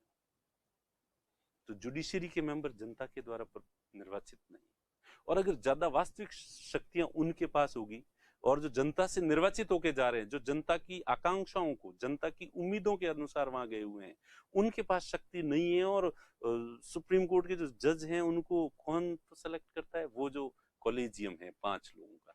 तो 5 लोगों से जो लोग चुने गए हैं और वहां बैठाए गए हैं, उनके पास वास्तविक शक्तियां होनी चाहिए, या वास्तविक शक्तियां जो है, जो 135 करोड़ इसमें से जो खैर 18 साल से ऊपर वाले वोट दे सकते हैं, वो जो लोग हैं उन्होंने जिनको भेजा है। शक्ति लोकतंत्र तो ये कहता है जनता के प्रतिनिधि हम होने चाहिए ज्यादा शक्ति, और ब्रिटेन में है। ब्रिटेन में सारी शक्तियां जो है वहां की पार्लियामेंट में है, सुप्रीम कोर्ट के पास कोई पावर नहीं। तो रियल डेमोक्रेसी तो वो है। अब अगर 5 सदस्यों के कॉलेजियम ने जिन लोगों को बनाया है और वो वास्तविक शक्तियों को एंजॉय कर रहे हैं और वो हमारे नेताओं को फटकार रहे हैं, तो ये कम से कम लोकतंत्र के अनुरूप तो नहीं। भले कितनी तारीफ करो। और अब तक ये जो है ठीक है कि अब तक इन्होंने, जुडिशियरी ने जो है वो अच्छे काम किए हैं, इनकी कार्यों में इंटरफेयर करके अच्छे काम किए, लेकिन इसकी क्या गारंटी कि आगे भी हमेशा अच्छे ही करेंगे। हो सकता है कि धीरे धीरे धीरे धीरे जुडिशियरी पावरफुल होती जाएगी, लेजिस्लेचर और एग्जीक्यूटिव दबते जाएंगे, और जब बहुत ज्यादा पावरफुल हो जाए तो वो तानाशाह बन जाए और फिर मनमर्जी के डिसीजन लेने शुरू कर दे। हिटलर भी था, तो शुरू शुरू में उसके जो काम थे जनता को बहुत अच्छे लगते थे, और इसलिए जनता ने उसको जो है कंधे पे बैठाया था, सिर आंखों पे बैठा लिया था, और बाद में वही परिणाम। आज जर्मनी की जनता हिटलर का नाम लेना पसंद नहीं करती। तो ये जरूरी नहीं है कि शुरुआत में जो अच्छा काम कर रहे हैं उसको सारी शक्तियां इतनी दे दी जाए कि वो इन फ्यूचर जो है वो हमेशा अच्छे ही करेगा। सत्ता आते ही आदमी के या किसी संस्था के चरित्र का सही मूल्यांकन होता है। अब्राहम लिंकन ने कहा, ठीक है, कि कठिनाइयों में संघर्ष तो हर कोई व्यक्ति कर सकता है, लेकिन अगर किसी व्यक्ति का असली चरित्र देखना है तो उसको थोड़ी सी सत्ता दे दो, उसके बाद वो अपनी औकात पे आ जाए।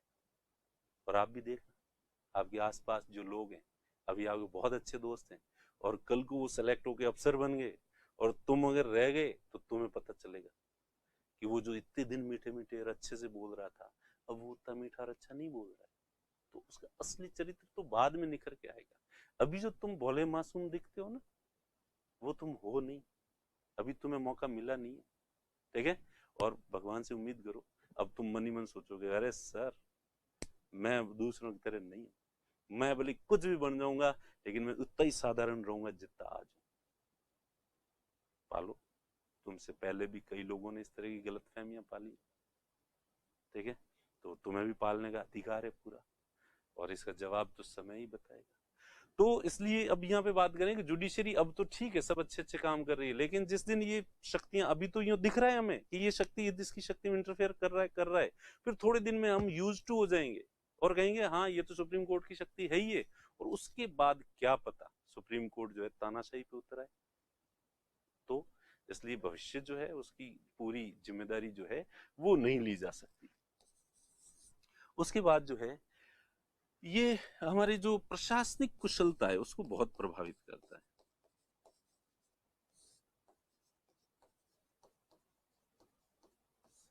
एडमिनिस्ट्रेटिव एफिशिएंसी, एडमिनिस्ट्रेशन कार्यपालिका कार्य करना चाहती है और जुडिशरी रोज उसके कार्यों में इंटरफेयर करती है। ये ऐसे नहीं, सरकार कोई भी आदेश जारी करती है, कुछ करती है, दूसरे दिन कोई खुरापाती कोर्ट जाता है और स्टे ले आता है। और आपको तो ज्यादा बड़े उदाहरण की जरूरत ही नहीं है, आपको खुद को ही भुगतना पड़ जाएगा। आरपीएससी जो एग्जाम कराएगी, कोई न कोई कोर्ट में जाएगा और आरपीएससी जो कोर्ट है हाई कोर्ट स्टे दे देगा और आरपीएससी अब कुछ नहीं कर सकती। चक्कर लगाते रहो और वहां तारीख पे तारीख मिलती जाएगी। तो इससे एफिशिएंसी, इसीलिए आरएस की वैकेंसी कोई भी 3 साल 4 साल से पहले कंप्लीट नहीं हो पाती। किस वजह से? जुडिशियल एक्टिविज्म की वजह से। जुडिशरी को इतनी चिंता पड़ी है कि वो बस वो न्याय कर ही देगी, किसी के साथ अन्याय होने ही नहीं देगी, और पता नहीं कि वही सबसे बड़ा अन्याय कर रही है एग्जाम प्रोसेस को डिले करके। तो प्रशासनिक कुशलता, एडमिनिस्ट्रेटिव एफिशिएंसी जो है इससे बहुत ज्यादा प्रभावित हो रही है। और फिर सबसे बड़ा तो आर्थिक सुधार। सरकार बड़ी मुश्किल से, तो वैसे भी हमारे देश में इकोनॉमिक लिटरेसी है नहीं, क्या सही है क्या गलत है इकोनॉमिक पॉइंट ऑफ व्यू से जो लोगों की समझ नील बट्टा सन्नाटा है। लेकिन फिर भी हर आदमी अर्थशास्त्री बना हुआ है, जैसे नोबेल प्राइज उसे ही मिलना चाहिए, और इसलिए हमारी सरकार भी जनता का जैसा दिमाग है वैसी इकोनॉमिक पॉलिसी बनाती है, और जो पॉपुलर जिससे जनता का भट्टा बैठ रहा हो ऐसी पॉलिसी बनाए, उसमें सुप्रीम कोर्ट इंटरफेयर नहीं करेगा। लेकिन अगर कोई सरकार बोल्ड डिसीजन के, इससे भले ही जनता नाराज होगी लेकिन देश का रियल भला इसी में है, और ऐसी कोई पॉलिसी लाए तो ये सुप्रीम कोर्ट तैयार हो जाता है और उस पर रोक लगा देता है। और नहीं तो कम से कम पर्यावरण का नाम लेके जो है वो सैकड़ों प्रोजेक्ट जो है वो रोके हुए हैं, बहुत बड़ा इन्वेस्टमेंट हो चुका है। और ऐसा भी नहीं है कि पर्यावरण के नाम पे बाद में जो प्रोजेक्ट रोके हैं भविष्य में उनको जो है वो रोक ही देंगे, वास्तव में सुप्रीम कोर्ट या हाई कोर्ट सही था इसलिए उन्होंने रोका। रोकते हैं, 2-4 साल का डिले होता है, तारीख पे तारीख होती है, फिर पता नहीं क्या होता है अंदर ही अंदर, फिर उस प्रोजेक्ट को परमिशन मिल जाती है। जिसको रोके हैं उसमें वास्तव में लास्ट तक रुके रहे हैं 1% भी नहीं होंगे, तो होता क्या है, इससे सिर्फ डिले होता है। और ये जुडिशियल एक्टिविज्म।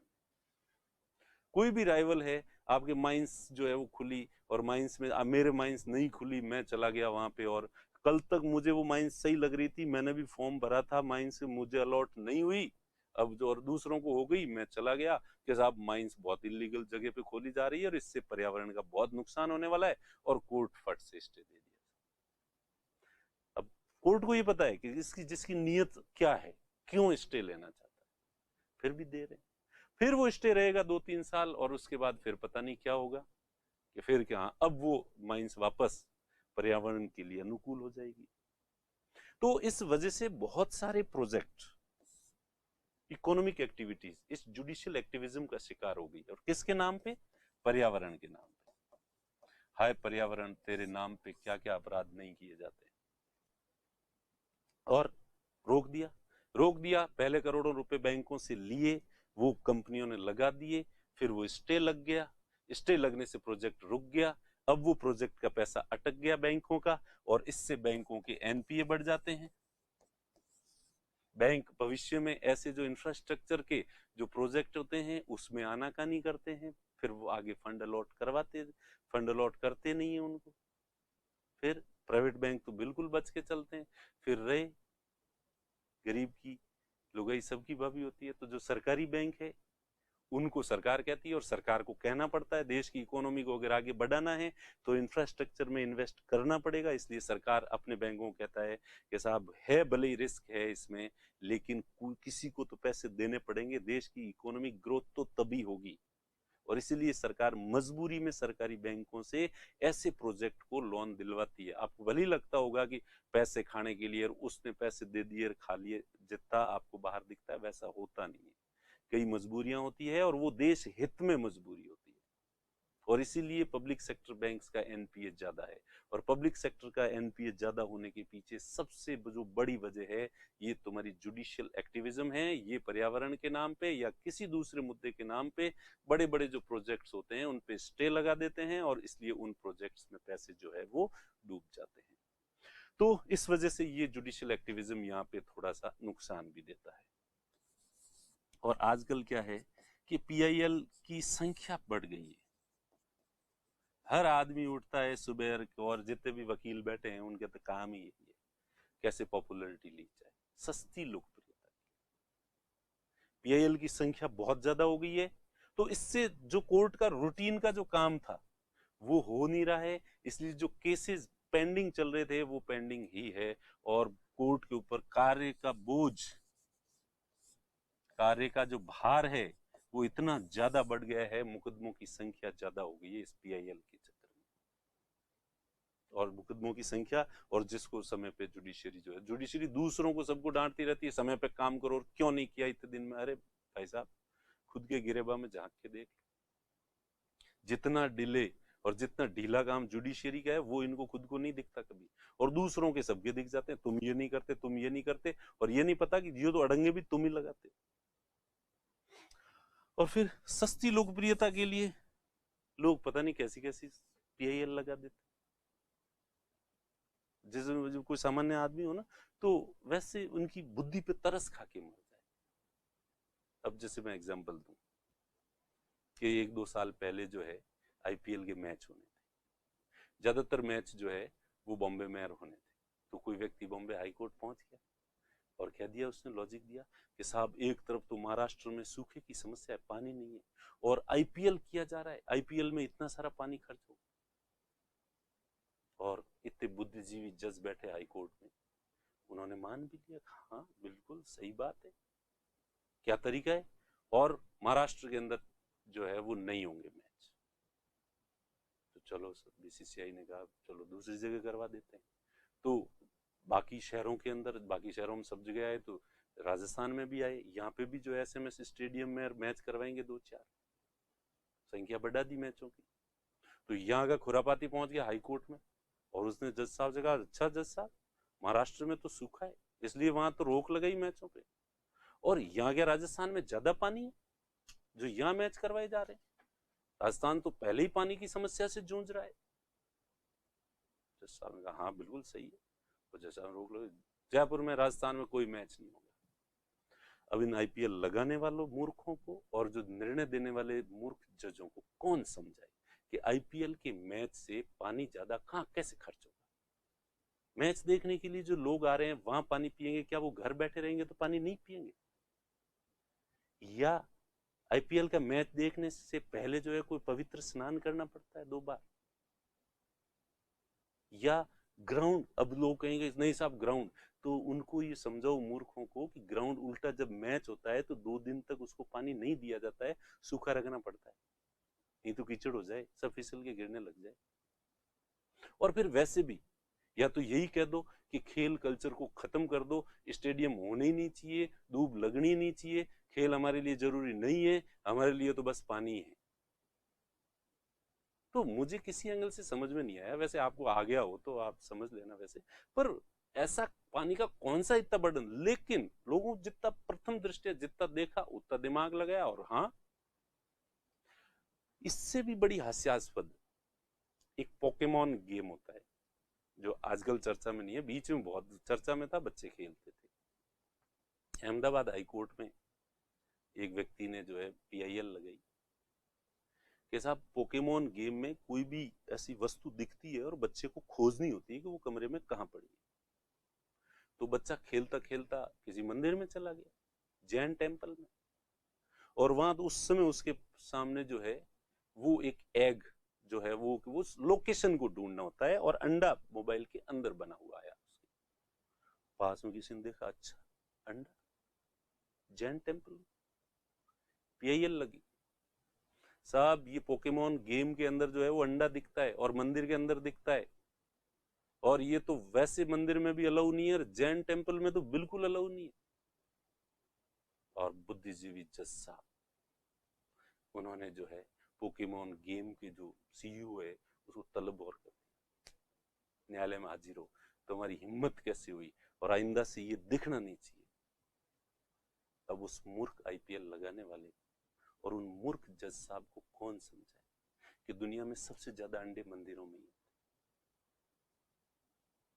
अब आप वो कैसे होते हैं?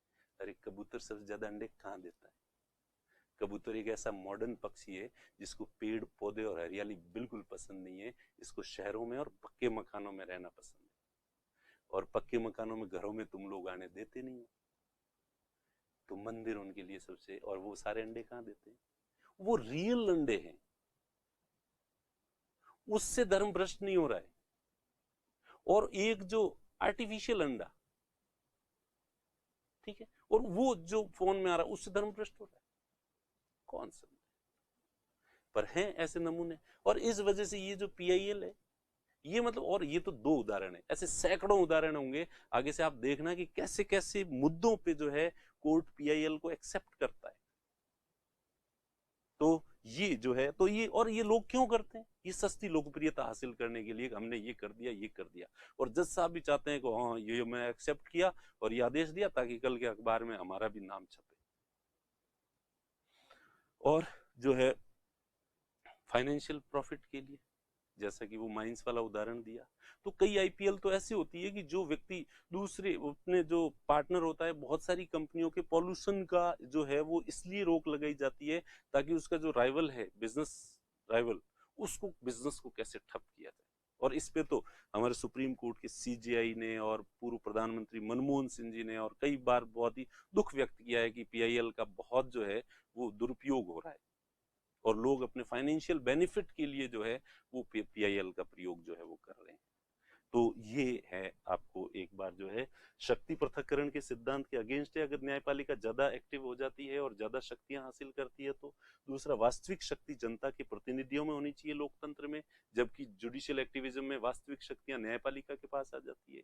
और अब तक के उदाहरणों से हम जुडिशियल एक्टिविज्म को जस्टिफाई नहीं कर सकते, क्योंकि ठीक है कि अब तक अच्छे काम किए हैं, लेकिन इसकी कोई गारंटी नहीं है कि भविष्य में भी ये न्यायपालिका उतने ही अच्छे काम करेगी अगर इसको ज्यादा शक्तियां दी जाए तो। ठीक है। उसके बाद प्रशासनिक कुशलता को ये प्रभावित करती, क्योंकि ये विधायिका और कार्यपालिका कार्यों में रोज इंटरफेयर जो है वो करती रहती है, उनको अपना कार्य जो है सही तरीके से नहीं करने देती है।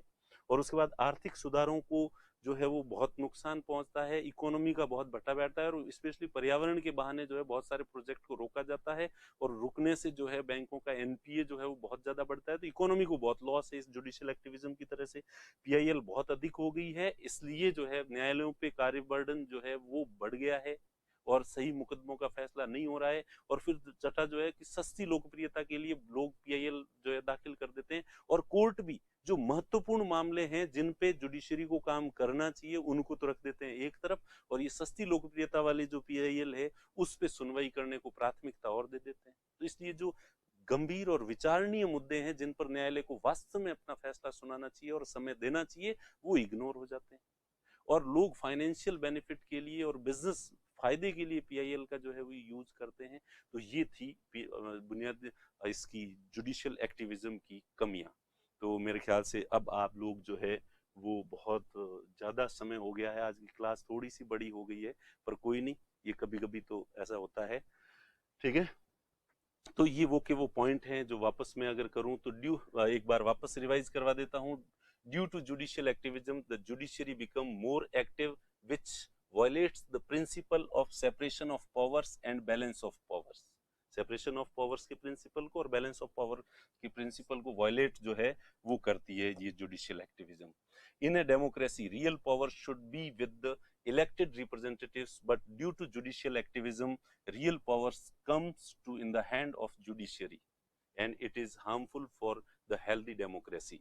ठीक है, उसके बाद इन judicial activism judiciary excessively interferes in the work of executive which reduces the efficiency and reduces the rate of execution of the work। तो जो एग्जीक्यूटिव की जो एफिशिएंसी है और उसके जो कार्य हैं उसको जो है वो रिड्यूस करती है। Judicial activism often hinders the implementation of the economic reforms due to environment concerns। Various projects have been put on hold which has an adverse impact on the growth rate and growth of the nation and also increases NPAs of the bank। Due to increasing numbers of PILs, workload or work burden of judiciary is also increasing। ठीक है, for chief publicity people file FIR PIL, ठीक है, या PIL लिखना है, तो people file PIL which is at the expense of important cases। जो इस important cases जो है वो इग्नोर हो जाते हैं और ये सस्ती लोकप्रियता वाली PIL जो है वो ज्यादा चर्चा में रहती है। There are फ्राइवोलस पीआईएल्स यानी बिजनेस एडवांटेज के लिए जो है कई पीआईएल का मिसयूज जो है वो करते हैं। तो इस तरह से आज अपन ने देखा कि पीआईएल जो है वो पीआईएल नहीं, जुडिशियल एक्टिविज्म दो तरह का होता है, सकारात्मक और नकारात्मक। सकारात्मक के उदाहरण हमने देखे, पीआईएल, उसकी प्रक्रिया में चेंज करना, पोस्ट कार्ड, न्यूज़पेपर, सू मोटो वगैरह तरीकों से, जिससे आम आदमी को जो है वो न्याय सुनिश्चित हुआ है। और नेगेटिव जो जुडिशियल एक्टिविज्म था, इस वजह से जो है जुडिशरी ज्यादा पावरफुल हो रही है और दूसरों के कार्यों में इंटरफेयर कर रही है। तो उसके उदाहरण देखे कौन कौन से थे, और उसके बाद हमने देखा कि जुडिशियल एक्टिविज्म के फायदे क्या हैं और जुडिशियल एक्टिविज्म के नुकसान क्या हैं, प्रॉस एंड कॉन्स जो है वो देखे। ठीक है, तो उम्मीद है कि आज की क्लास आपको सही लगी होगी। तो मिलते हैं अगली क्लास में। Thank you.